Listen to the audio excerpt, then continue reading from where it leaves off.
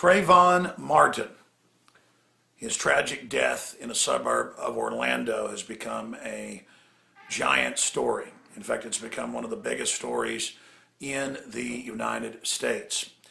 And I normally don't cover something that is obviously being pushed by the establishment media, because they never push something for the good of this republic. They always push things to distract and divert and divide this population so the foreign megabanks can play us off against each other.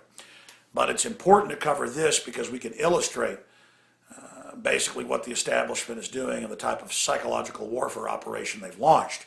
But the secret of the Trayvon Martin case is this: black men and black teenagers are shot and killed all the time in questionable circumstances. And when it does happen, I'm here covering it. Remember a few years ago, the black teen got shot in the back by the police, and I said day one it was a cover-up, and later the video got released.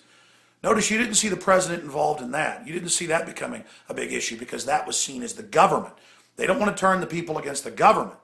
But when it's a citizen killing a citizen and it's racial, the guy's part Hispanic, white, Mr. Zimmerman, then Jesse Jackson comes out, then Al Sharpton, then the president.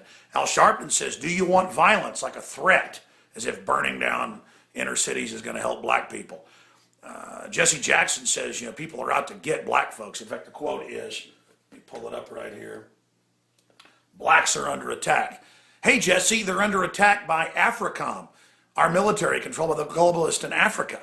And they're being lined up and killed genocide style in Libya after Gaddafi was thrown out. Oh, but you and Sharpton aren't talking about that because your establishment hacks. Jesse Jackson, I've talked to top black leaders, civil rights leaders and others. Jesse Jackson 30 years ago would talk about how 50+% of blacks were aborted and how the Planned Parenthood agenda was racist. He doesn't talk about that now.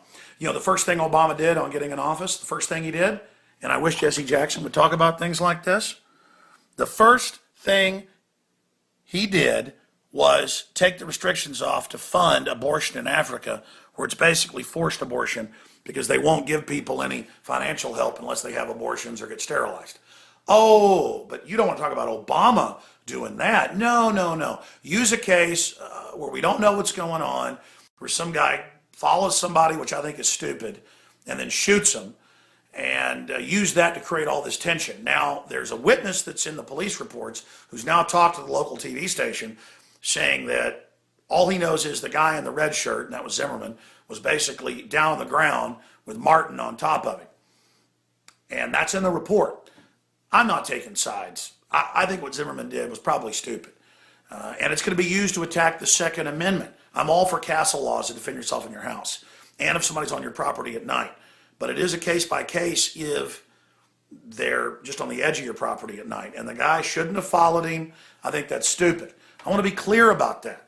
But again, why is this being used now? Well, Obama 4 years ago promised people free houses and free cars and all their problems would be solved when he worked for Goldman Sachs, the same folks that ran Bush and that now run Romney. Now he's not going to promise you all that. Now he can say it's like his son and personalize it and feed off of all this. So that's what I'm talking about right here. And one other point I want to make is that Kurt Nimmo wrote an article that I asked him to write a few days ago dealing with all of this.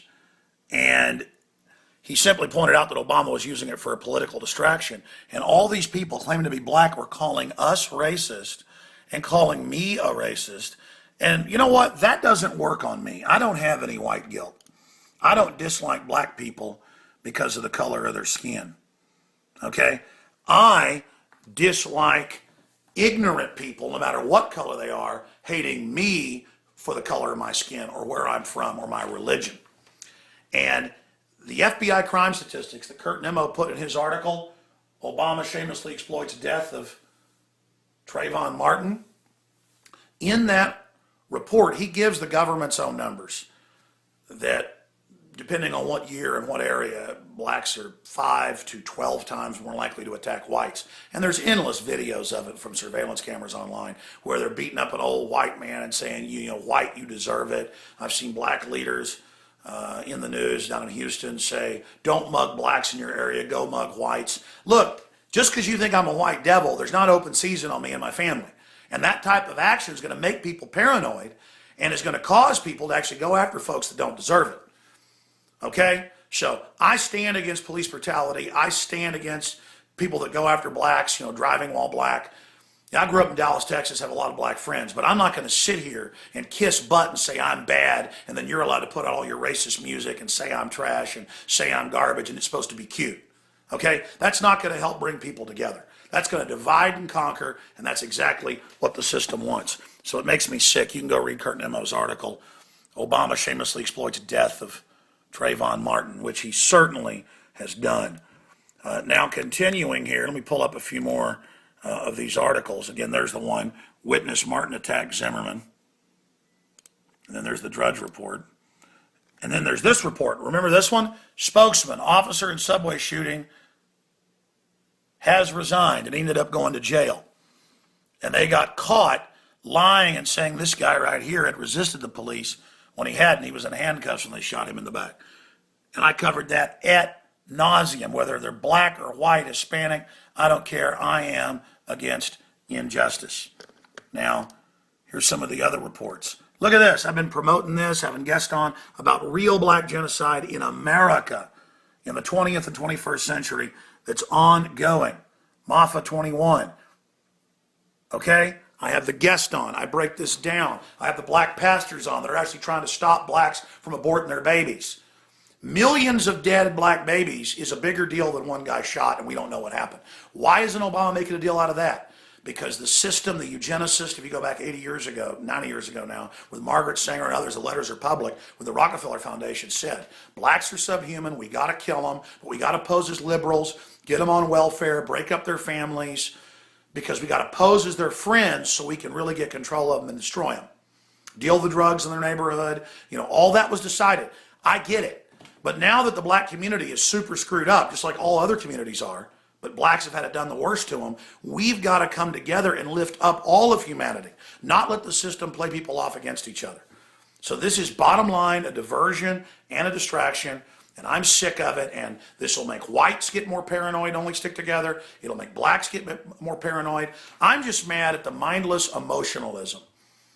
And everybody protesting and getting mad. Why don't you protest about what happened 6 years ago in New York? It was in New York Daily News where they would take black children from their parents and test chemicals and biologicals on them. But that's in the news. Nobody seemed to care about that. I mean, why don't you talk about poor blacks joining the military and then breathing DU and getting sick and dying? Or having experimental vaccines or Tuskegee or all the stuff that's still ongoing. No, you'll only get mad when you get told to get mad. And that's what makes me really, really sick. And that's the secret of what's really happened here with Mr. Martin, is that it is just a cynical system. I mean, just type in blacks attack whites into YouTube and then go look at the crime statistics. And again, why is this done? Because there's a view that whites deserve it, that whites are bad. I mean, you watch this video, this old white man just being pulled out of his car and beaten and all the stuff they're saying. I mean, I can't even play it here. And there's just hundreds and hundreds and hundreds and hundreds of them. And people saying, well, you deserve it. Because you're white, you deserve to get your head beat in. Like Reginald Denny driving his truck through, after the thing happened with Rodney King. Well, whites are going to get paranoid. And then sometimes they're going to get scared. And innocent people are going to get hurt. Instead of blacks and whites killing each other, how about we come together against the New World Order? Okay? And let's call for real justice in this case. I'm not saying the police could be wrong. They could be. I mean, I've seen them shoot somebody in the back and lie about it later and say the person attacked them.